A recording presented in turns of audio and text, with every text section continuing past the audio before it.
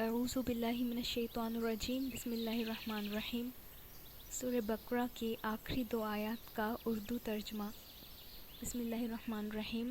رسول خدا اس کتاب پر جو ان کے پروردگار کی طرف سے ان پر نازل ہوئی ایمان رکھتے ہیں، اور مومن بھی سب خدا پر اور اس کے فرشتوں پر اور اس کی کتابوں پر اور اس کے پیغمبروں پر ایمان رکھتے ہیں، اور کہتے ہیں کہ ہم اس کے پیغمبروں سے کسی میں کچھ فرق نہیں کرتے، اور وہ خدا سے عرض کرتے ہیں کہ ہم نے تیرا حکم سنا اور قبول کیا۔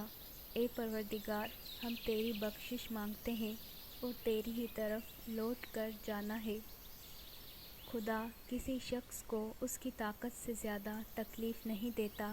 اچھے کام کرے گا تو اس کو ان کا فائدہ ملے گا، برے کرے گا تو اسے ان کا نقصان پہنچے گا۔ اے پروردگار، اگر ہم سے بھول یا چوک ہو گئی ہو تو ہم سے مواخذہ نہ کیجیو۔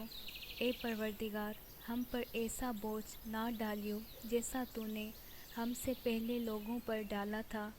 اے پروردگار، جتنا بوجھ اٹھانے کی ہمیں طاقت نہیں، اتنا ہمارے سر پر نہ رکھیو، اور اے پروردگار، ہمارے گناہوں سے درگزر کر اور ہمیں بخش دے اور ہم پر رحم فرما۔ تو ہی ہمارا مالک ہے اور ہم کو کافروں پر غالب فرما۔